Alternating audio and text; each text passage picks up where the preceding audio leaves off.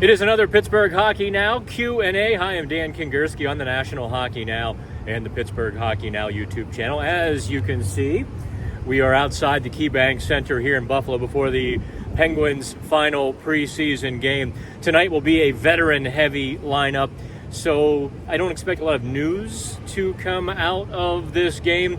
What we'll be looking for, obviously, in the final preseason game, number 7, will be how the power play looks, some of the chemistry between the veterans, and maybe the wind will die down and and my hair won't be standing straight up. Those are the things we're really looking for. But we did a little Q&A here on Twitter. We've got a handful of questions. I think there was a lot of people asking the very same questions. So we don't have to do an hour today. Maybe we'll do an hour before the start of the season. John asks, who is the best player that's not going to make the roster? John, I thought about that question quite a bit. I went back and forth. Well, maybe this player, maybe that player. Obviously, I'm doing this before any cuts are announced on Saturday or Sunday. If I had to bet, I'm going to say the best player not to make the team would be Radim Zohorna. And here's why I say that. I think for purely a fourth line role, I like Austin Wagner a little better in that role. I like, his physicality, his truculence, the speed, the ball of energy.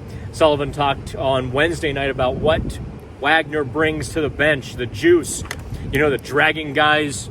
Oh, there went the pen and everything. Dragging guys into the fight. That's, he kind of largely described Brandon Tanev. So, and having talked to Wagner on Wednesday night, I see why Sullivan said that. Really, for Mike Sullivan to gush about a player the way he did for Austin Wagner, I thought said a lot. Of course, he also really dished the superlatives to Radim Zohorna after the game in Halifax, too. But if you're asking me, best player not to make the team, I do think Zohorna is in a bit of trouble. Logan asks, if I get one day with a Penguins player, who would it be? Honorable mentions, Logan, would be Chris Letang or P.O. Joseph. I'd make them take me shopping, get me a couple of spiffy suits. I don't think any of the guys really quite share my diet, so we're not going to hang out, and I'm not going to show them some greasy spoons. I think they might get sick if they ate like me for a day. The guy I would probably hang out with, I would choose, would be Evgeny Malkin. Did anybody have more fun with life than Malkin? I don't know if you saw my picture on Twitter. I just couldn't find the right angle to get the video of it. They played a game of tag. Crosby, Malkin, and the Penguins coaches ran a youth clinic after the practice, at Crosby's home rink, Cole Harbor Place. So they wrap up the practice by playing tag. Crosby's, doing his thing. The kids are like trying to get tagged by Crosby. They kind of skate over real close to him and then try to dart away. It was the cutest little thing. The guys were 7, 8, 9 years old. So Malkin decides to, he's going to up the game a little bit. Okay, Malkin takes off his glove, just starts throwing it at players. They're howling. Malkin's laughing. It was a really good time. I think I want to hang out with that guy for a day. Now, what Penguins player past would I hang out with? I'm pretty sure I'm going to say Kevin Stevens, Logan. Yes. Kevin had to, go through some personal stuff, but no guy enjoyed his NHL career. No guy was more gregarious. No one was a bigger personality in the locker room, or even with teammates, than Kevin Stevens. I think I would hop on the Kevin Stevens bus for a day. All right, Norm asks, who will be the bottom 6 forwards? Back to the hockey questions. All right, Norm. Again, I have no inside knowledge on this. In fact, if I'm going to be honest, I think Sullivan messes with me just a little bit. I'm pretty sure he does, because he knows I cover this inside and out daily, like twice daily, analysis and updates, and here's what happened today, here's what I'm seeing. I'm pretty sure I get messed with just a little bit sometimes. But what I see on the third line, I like Matt Nieto with Lars Eller and Drew O'Connor. Although Nieto is kind of interchangeable part there. He's there for the puck retrieval and speed. Multiple guys can kind of do that job, but I think Nieto sticks there. Fourth line, obviously Achari's been in the middle the entire preseason. Jeff Carter on the right wing. Don't smash your laptops. Don't throw anything. It is the elephant in the room, Jeff Carter. I understand that. You and I should probably make a truce. I can't talk about Jeff Carter every day. And I can't read comments about Jeff Carter every day. You're just going to have to sort of live with it. Okay? I mean, it just is. And Carter does have some value to the team. Perhaps as a right wing, he'll knock in a few goals with Achari zipping around the ice. But the left wing, obviously, you have Vinny Hinostroza in contention. You've got Colin White, who could be the 13th forward or on that fourth line. And you've got Radim Zohorna. I got to tell you, in Mike Sullivan's shoes, I think I'm going Austin Wagner. He brings the same speed that Vinny Hinostroza and the same defensive responsibility that Hinostroza brings. But man, that Wagner brings a whole other dimension of energy and excitement, which I think the Penguins desperately need to incorporate into their locker room, the bench, their game. They lacked that last year. The Penguins absolutely lacked that spark, that vibrance that a guy like Wagner can help bring. So that's why I put Wagner on the fourth line, and I say just go to it, kid. Have at it. That's my bottom six. Take it for what you will. Pen67, who followed my trip in Nova Scotia. Oh, I am still tasting that Propeller beer, the Prime Lager.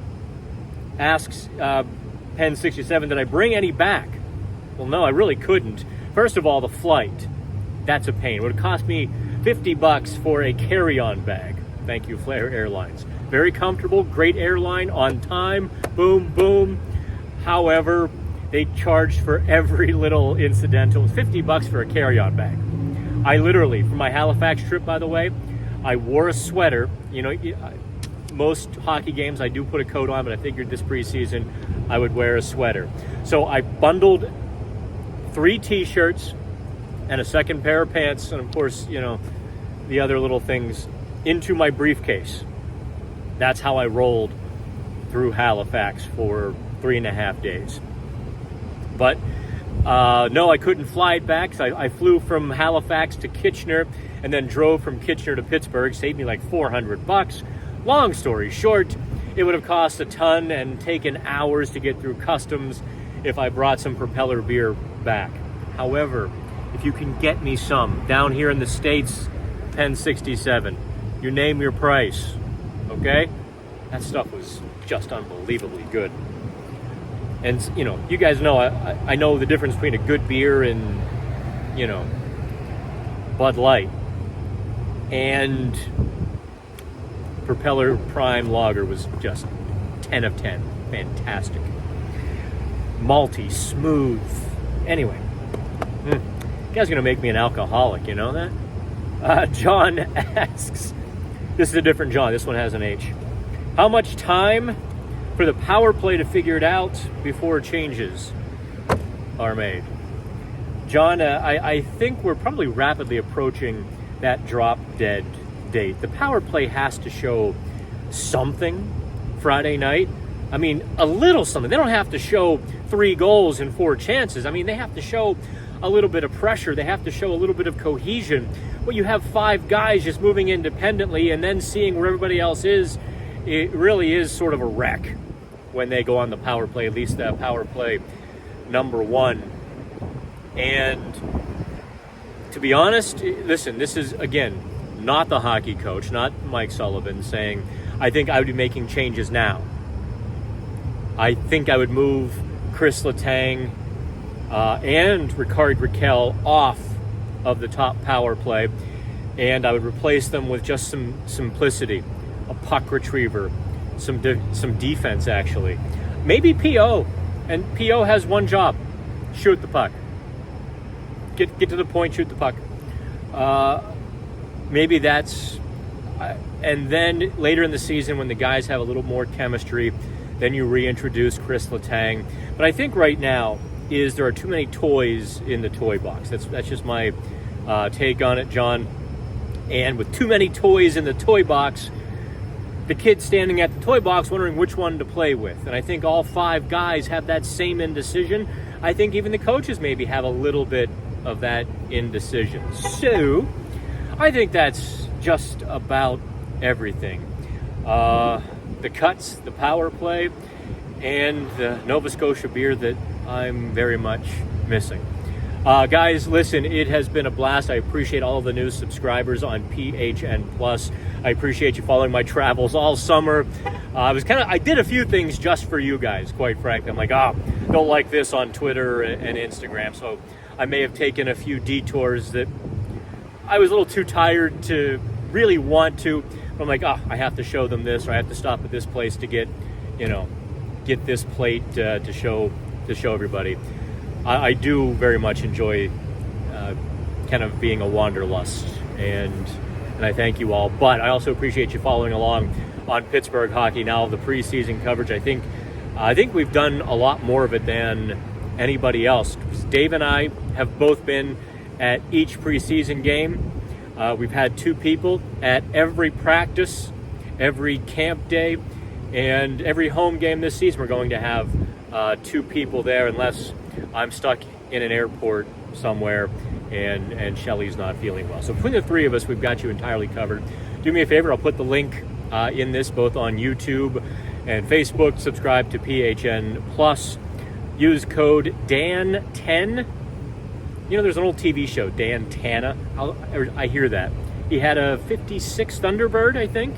Was that a 62 Corvette or a 56 Thunderbird? I don't remember. I just remember he was a detective in Las Vegas. I know, how cheesy can you get for late 70s, early 80s TV? But I remember it as a little kid. So join PHN Plus. We're in Buffalo. I'll talk to you all soon. Have fun.